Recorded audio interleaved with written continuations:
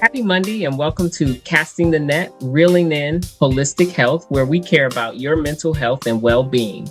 I'm your host, Coach Rice, and I want to make sure that you tune in every Monday at 8 a.m. Central Standard Time, where I have my special guest on to talk about real issues that matter most. I want you to check us out on YouTube, Facebook Live, on Business Facebook page, also on the Be Awesome Network. Stay tuned. I think you're going to really like this next guest. Happy Monday and welcome to Casting the Net, where we care about your mental health and well being. I am your host, Coach Rice, and with me today, I have a special guest. I don't remember the last time I had a nurse on here. This is going to be an interesting conversation. But anyway, I have with me Nancy Jasin Ensley, and she's an author, legal nurse, hospice specialist, and teacher. And writing has always been her way of listening to life, remembering the moments that shaped her and processing the experiences that, leave a mark. So, over the years, she's written across different multiple genres, including memoirs, literature, fiction, science fiction, mystery, thriller, action, and adventure and children's literature. So let's dive into her story and let's see what Nancy has to say because I want to know. I have a lot, quite a bit of few. I have a few questions. So Nancy, tell us where you're from and how did you embark upon your career path? Martha, thank you for having me, and hello, everyone. I was born in Long Branch, New Jersey, around a merry-go-round, right outside the hospital. And my mother, I was from infancy till the present. I never needed much sleep. I just never. I wanted to be awake and aware. Evidently, I didn't process that until I was older, but I did. And she said I was on the merry-go-round for the rest of my Hmm. life. So, yes, I love living in Jersey. North Jersey is beautiful by the ocean. My mother was a great swimmer. She graduated from Juilliard uh, at a very young age and played at Carnegie Hall at 17. And her music was beyond, her touch was feathery, and she was amazing. When she married my father, of course, back in the 40s and 50s, you you didn't use your career. She wasn't allowed to, or never thought she would. She wanted to, so she taught children how to play. She taught adults how to play. She was a Hmm. wonderful teacher. My father was a photographer. He also worked for the government, and he took pictures of all the weapons. We didn't know that. All the parts of every weapon. Never had a weapon in his life. The only weapon that he had was he had an anger problem. And so we had a very, how would you say, caustic plus gentle, my mother's gentle touch, and how she dealt with life no matter how difficult it was. We didn't have a lot of money. We had a lot of problems with that. My father in the house was not the man who was out in the community. He out in the community was handsome. He was a dancer. He was popular. He'd do anything. When he came to us, and I always thought it was me. I I really did. I never really had a good self-worth. I don't know where that came from, but I think I felt responsible for any battles that they had. And so I would run out of the closet, which was the name of my memoir originally, Hmm. rather than hiding in the closet. I didn't like it. It was dark, and I wanted to be out there. And even from the very young age of one and a half, I would run out toward the battle and see if I could fix it. And Oh, wow. because it was I was rejected, go back in your room, or I was hit, then the anger would turn toward me. I Hmm. always felt, uh, there's something wrong with you. I just don't know what's the matter with you. So they would put me in a playpen, and we didn't have a lot of toys. We didn't have a lot of money with books. My father was Hmm. epic memory, books, books. And when he was done with them, they went in my playpen, Reader's Digest, newspapers, what I didn't eat and tear into pieces. I noticed something. I noticed these black marks on the white page, and I somehow started to put those words together. I didn't know what they meant, but I would say, "What's that word? What's that word? What's that word?" My mother would tell me, not how to use it, just what's that word. And all, Right. before I was four, I was about 4 years old, I could read and I could copy those down and then say, how do I make this talk like you talk? A sentence. Okay. Oh, wow. And my mother would tell me, okay, let's take this word that you think is so cool and let's put it in a sentence. And by the time I was 6, I wrote my first poem to my mother, to my mother. When I got to put words on paper, the part of me that didn't feel whole, all of a sudden, it made sense to me. And I will tell your audience that no matter what you do, learn how to journal, whether you dictate. Yes, absolutely.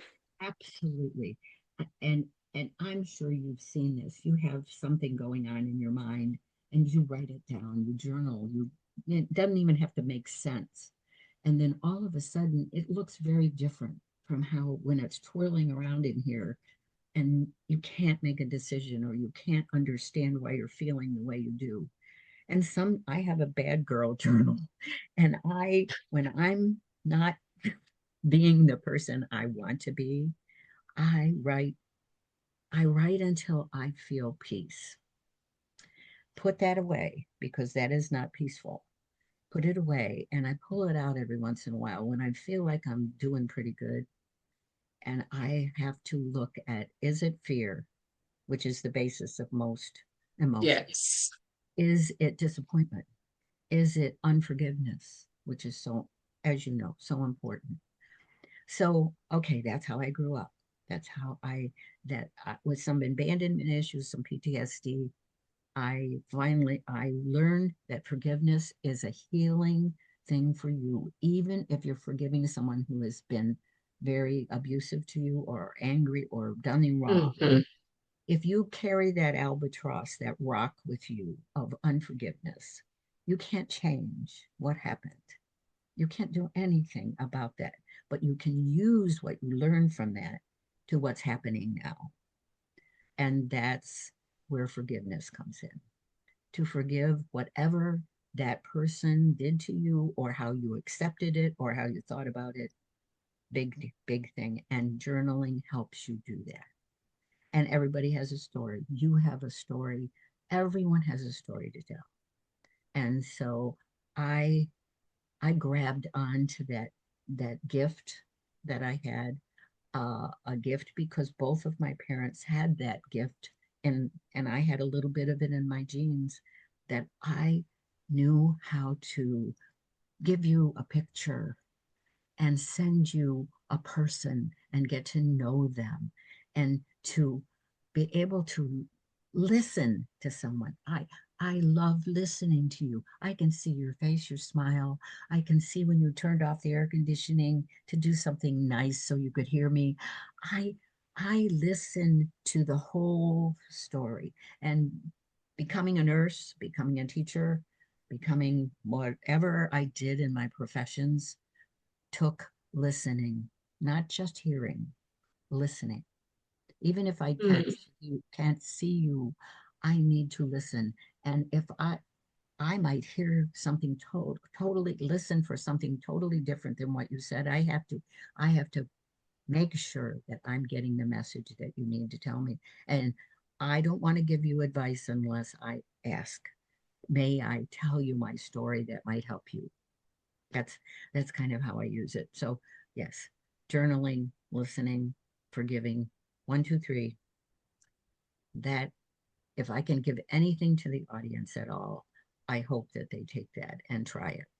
And Yeah, then that's power. That's actually powerful because journaling is so, I do it a lot. I love it. I have I, stacks of them. I know. because I didn't, because yeah, I my would, thought when you get it out of your head, it don't yeah. have time to ruminate and Oh, make yeah. up and make other narratives, right? And so Yeah. it can easily happen, right? And so journaling is great. And you're right, forgiveness. Oh my goodness. Oh goodness. That will kill you if you don't forgive. It will fester like a cancer. And It is. so that's why they say forgiveness is for you.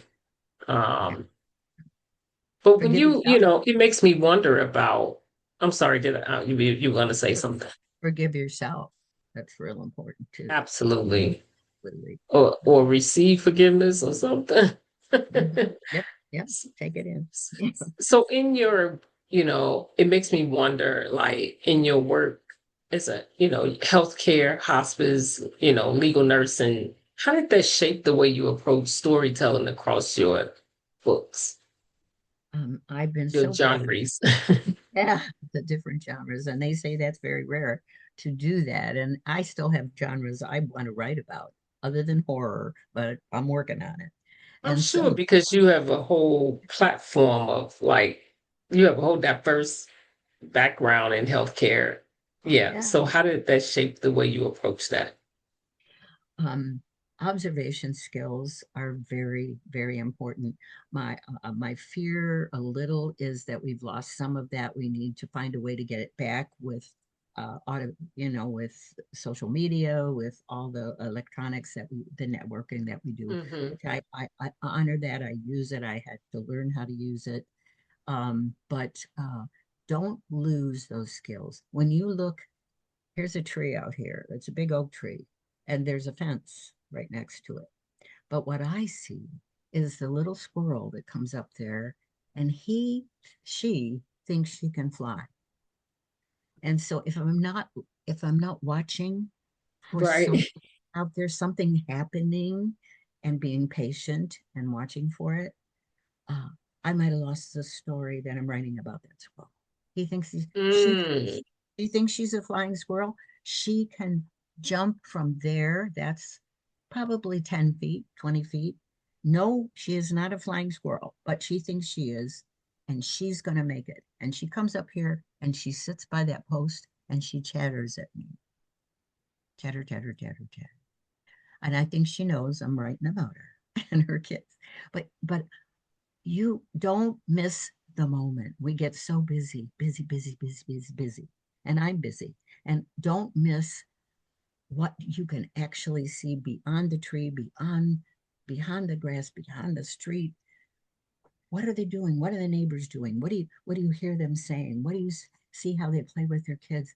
So that and being a nurse, I started out to be a physician. I thought if I wanted to get inner peace and worthiness, I would become the biggest thing I could think of, and that would be a doctor, because I could fix everything if I was a doctor, I thought.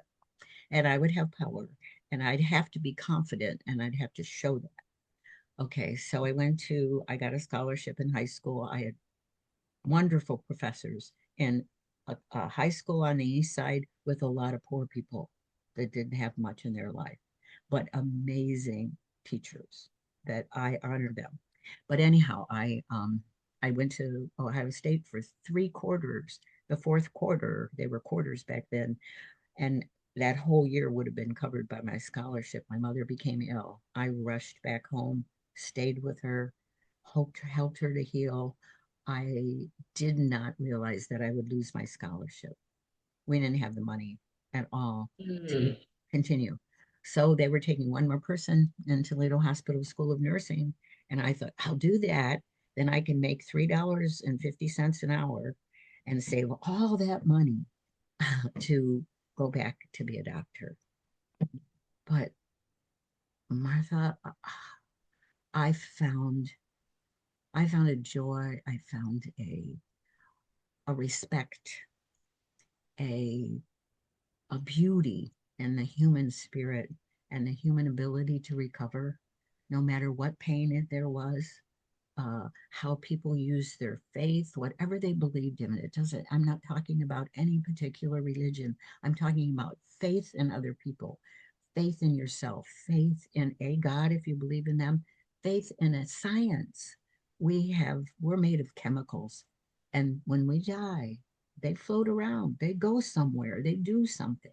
We are made of positive and negative ions, and it's all around us. Some people can say they see auras. So, oh my goodness, isn't that amazing? And we have a lot of things that happen to us, and we can share that with other people to help them. And that's why journaling is great, because you wind up having a story. And yes, publishing, writing, becoming an author, I've found in my naivete that not everybody's going to love your book the way you do. You are going to spend a lot of money, especially if you don't know what you're doing. And sometimes you will get very, very sad and very hurt and in trouble if you don't Mm. if you don't research this business of writing and authorship and publishing, niche publishing. There's many different kinds, ghostwriting, all of that. You need to learn the business. And if you're going to publish yourself, get a business of your own LLC, your own tax ID number, and go from there. Okay, that's what I've learned Oh, about okay. part of it. But the reason, the things that I've been able to see in patients, you have to be very observant. You have to listen for a breath.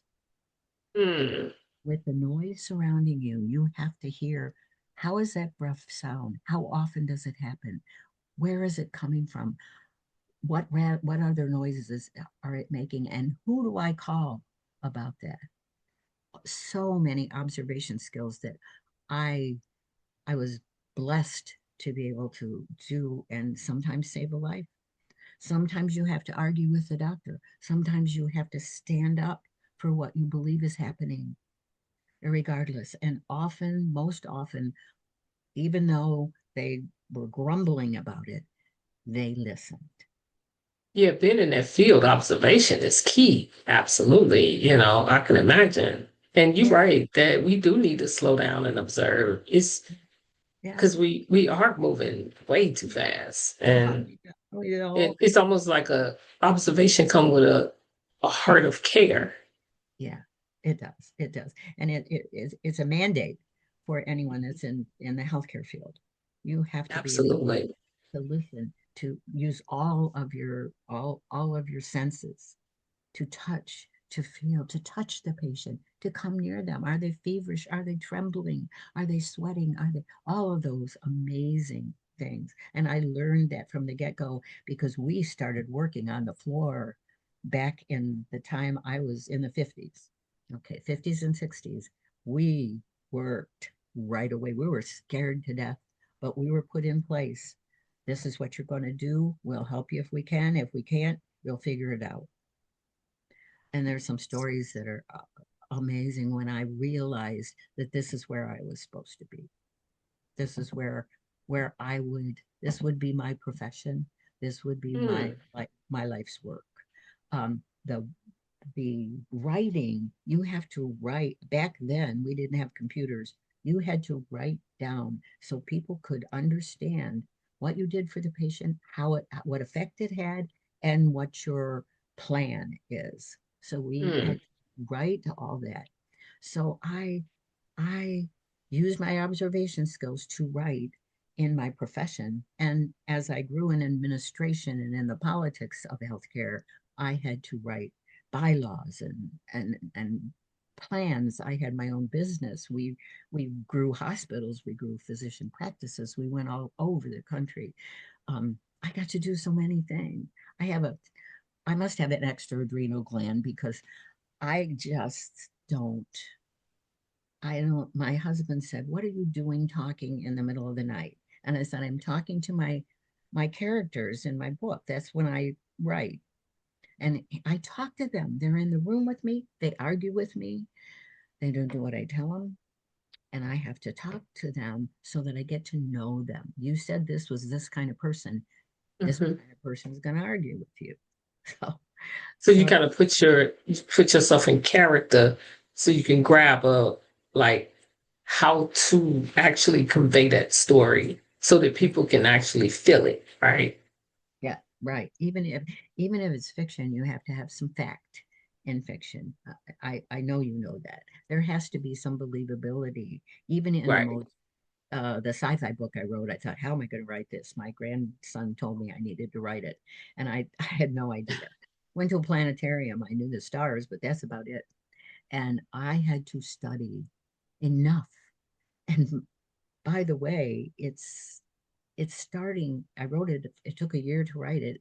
It's starting to look like the world is now, kind of like 1984, kind of all of a sudden blossomed into some of the things we're dealing with.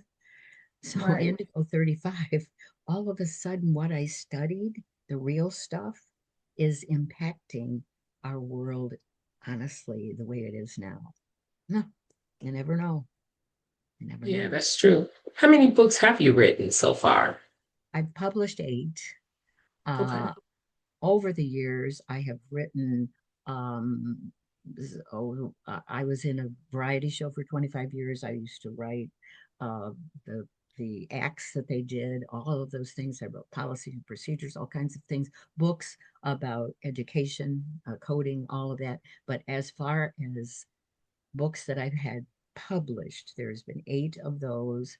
I have 4 that I'm working on now, and 3 others that I've written down the ideas. Okay. Because They just keep coming, right? they just keep coming. I hope my brain cells stay alive because I'm 85 years old and I Oh, just wow. it That's amazing. there it goes. Boom, boom, boom. It's firing around. It makes So what sense. would you say your which one is the book that you could say I was the most inspired to buy? There were 2. To okay. Uh, the Tire Swing, which was The Closet, is my memoir.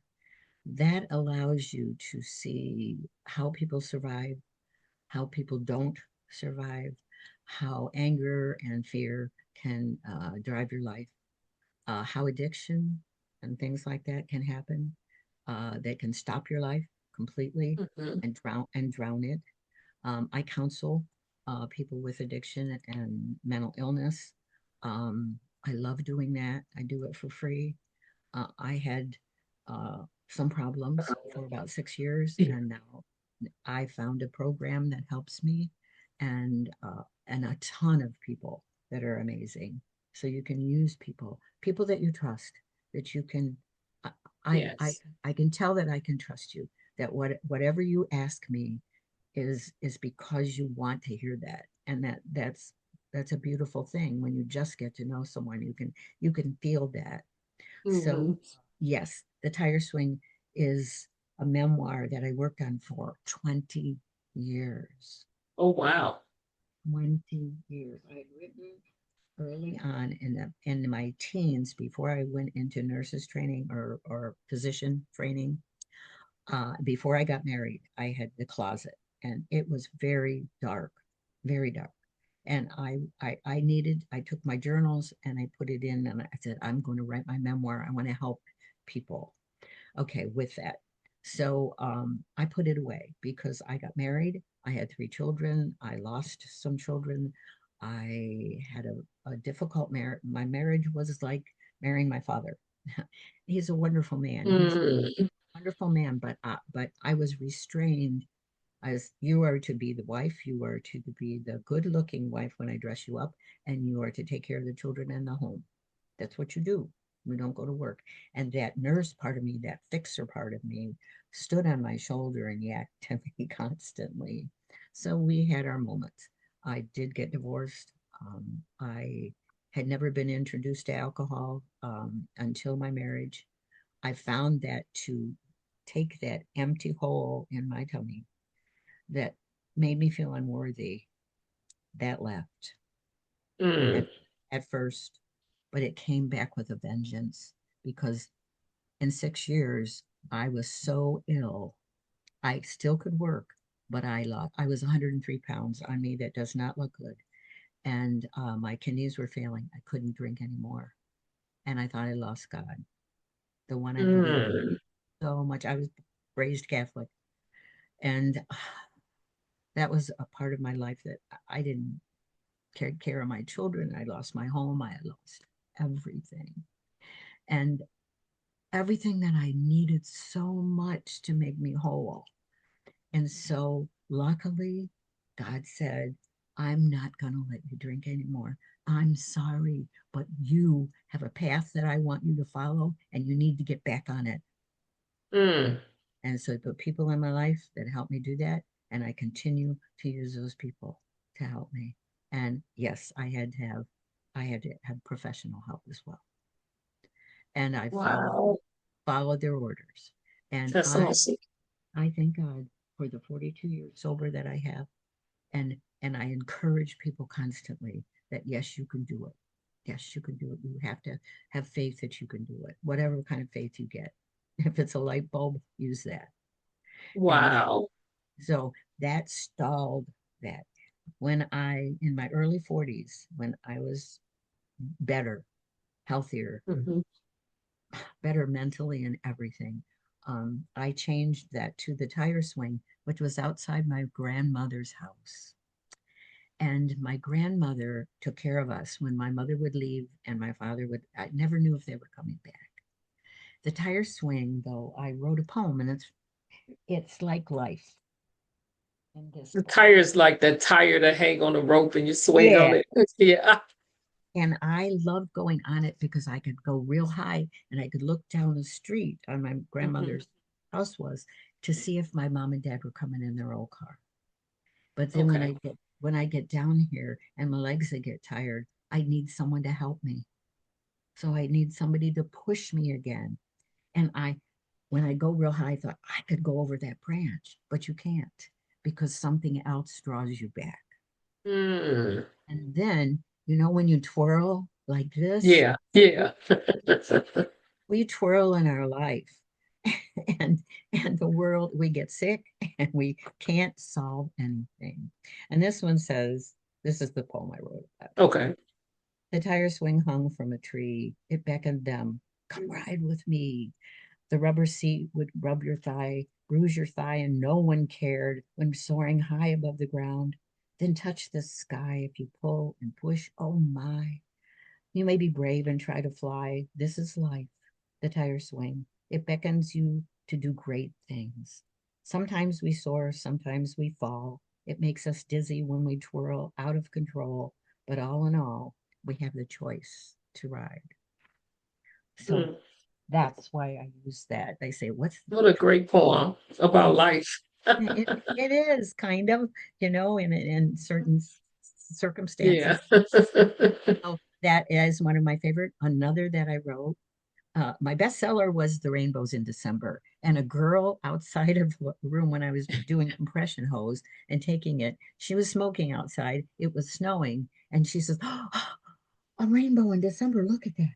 Has that ever happened? I ran back to my car, took my little notepad, wrote that down. I thought, what a cool title. I had no idea what it was going to be. Right. It's romance. There's a murder in there. There's a little bit of everything. But Okay. it was fun to write. But my favorite, besides the tire swing, is Mitered Corners. Mitered Corners has everything in it. It has fear. It has success. It has romance. It has a lot of the stories of the nurses and doctors and healthcare workers that I met that allowed me to put them in there Oh, wow. and tell a story about life that just you can't imagine. I That love sounds like it can be a movie or it. a Could series. They're saying yes. If I could do, yeah, if I can afford someone to do a script writing, a screenplay writing, and submit Hmm. it, yes, yes, it has been looked at for that as well as the tire swing, and I'm in the process of having my granddaughter teach me how to write a screenplay. She is an actress. She is Oh, an wow. she sent me her screenplay, which was unbelievable, and it had how you do it in it. And I said, could you help me? And she said, oh, Grandma, yeah, sure. So You know what maybe, I love about what you're doing? You're leaving a legacy oh, yes. for your And for your everybody, children and grandchildren. yeah, yeah, I know they'll laugh. I hope they don't find my bad girl diary journal. It's hidden. I won't care. I won't care when I'm up wherever I Right. am. But that thing is really important to me because Hmm. I fail, I make mistakes, I get upset, and Right. We all do, right? yeah, don't we all, at the wrong times. You leave a legacy with these podcasts. I've found out so much about them and how much is into them and how Hmm. the guests that you have on, there isn't a subject that you could not find on a podcast. So true. It is. I had no idea. I watched a few and I had one done like 7 years ago. It was audio, and that Hmm. was about the tire swing. And it was fun and some people looked at it, but I never really looked at it. And now I want to see you again. They're amazing, Right. very intuitive, very empathetic, very talented. And a good share of them have written something and tried to publish it. A good fair share of the hosts are writers as well and find that That's true. That's true. yeah, no matter what form you do with it. Hmm. So so those are the So, two. so in what ways, do you hope that your stories, is impact your readers, and what do you want the audience to take away from the work that you do? Okay, three things. Um, I want you to look at yourself and learn to love who that is. Look at every morning, wake up, no matter what you look like, no matter how helter skelter you look, no matter what you have to face in that day, that you can get through that 24 hours. If that person that you're looking at realizes they're loved and that they they have something to bring to someone else, and you never know how it's going to touch them. Okay, that's one. Number two is to actually uh, know how to listen to other people. We're so busy. I even do it myself. I'm sometimes over talking you, and I shouldn't do that. I want to listen to you, and I want to hear what you say and how you form your podcasts and how you interview people, and listening. Develop that listening attitude, even though you can't see the person. Also, when you talk to someone, listen to what they're actually saying to you because it could impact your day. It could save you sometimes. The other one is to forgive. Just forgive yourself. Forgive. Oh gosh, I did that wrong. I knew I didn't have the right browser. Oh my, I just left one and I couldn't find my host. I couldn't find my host. I went into my browsers, my everything, everywhere. Some places I probably messed it up because I'm not that good. But uh don't beat myself up over it. I told my agent, I sent him an evaluation. I said, I don't know what I did wrong. If I did, help me to find out so that doesn't happen again. So, yeah, forgive yourself first so that you know how to forgive others. You may not like what they did. You may be hurt so badly by what they did. But I got to take care of my father. God said, oh, here we go. I'll have you forgive. He had Parkinson's. He never remembered anything. He was the Wow. funniest little old man. And I thought, thank you. Thank you for finding this part of him that I was so busy being afraid that I missed it. Mm, I missed that's it. beautiful. That's why journaling, as you know, all of a sudden I went back and looked at some things that I said, he makes me laugh. He writes really well. He takes beautiful, amazing pictures. And why don't Why didn't I see that? I journaled about it, but I was so afraid of the turmoil. I that overshadowed the part of him that I could have known all those years. So I got to know him for 6 years. We took care of him. He and there was parts of him that I thought, oh, that's a lot like me. and I got to appreciate the man that I hadn't known as a young girl. So you never know what's going to happen. That's true. Take a That's risk. awesome. Yeah, you're taking a risk. I'm sure there's other things that you've done in your life, but taking a risk with these podcasts, that is, you have to see me, understand me with a few little tidbits that they give you and make me talk. You don't have to make me talk. I can talk forever. Uh, but you asked the right questions. You were Thank interested you. and you heard what I said and you took that and asked the next question. What a talent, what an amazing thing to do. I am so respectful of this type of profession. It's a profession. That's awesome.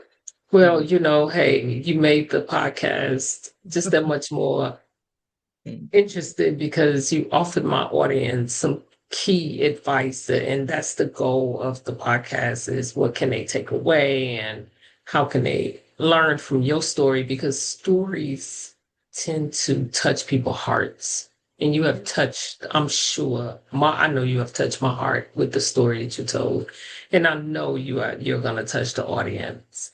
And so I am so grateful that you came on to share your story, and I hope that more people will share their hearts to the world, because right now people need to hear stories um, of triumph, and we all in this world going through so many different things, and just to hear a story like that is life changing, because it's not it wasn't the end that you struggled in this area, but look how you came out of the struggle to tell other people how to come out of their struggles. So thank you, Nancy, for embracing us with your wisdom, and how you sharing it with your children and grandchildren. That's amazing. It's at the heart of what I do.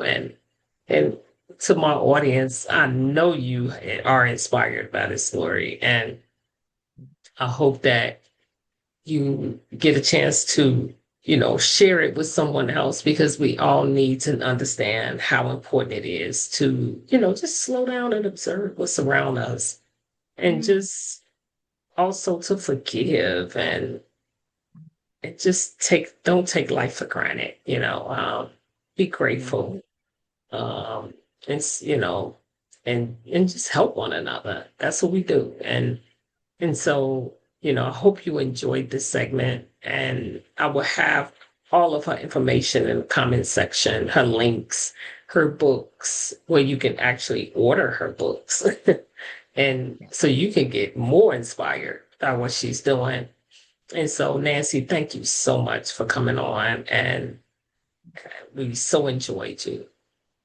Thank you, We Martha, really so did. much. Thank you for anyone that listens and laugh. Laugh, laugh, laugh, laugh, Yes. laugh. Yes. even, Yes. even if you don't know the joke, just laugh. And don't get on stage until before the play is written. If you get on stage before the play is written, you make mistakes. So make sure that you know what you're talking about, and make sure that you do research enough. No matter whether you use it or not, do that. That's real important. Everybody has a legacy, everybody has a story. I want to read your story. Amen. Thank you And so much. so, to the audience, have a fantastic Monday and enjoy your day. It's your time to shine, your journey to chart. Coach Rice wisdom will heal every heart. So join us now. Let's make life suffice. to Mondays with Coach Rice.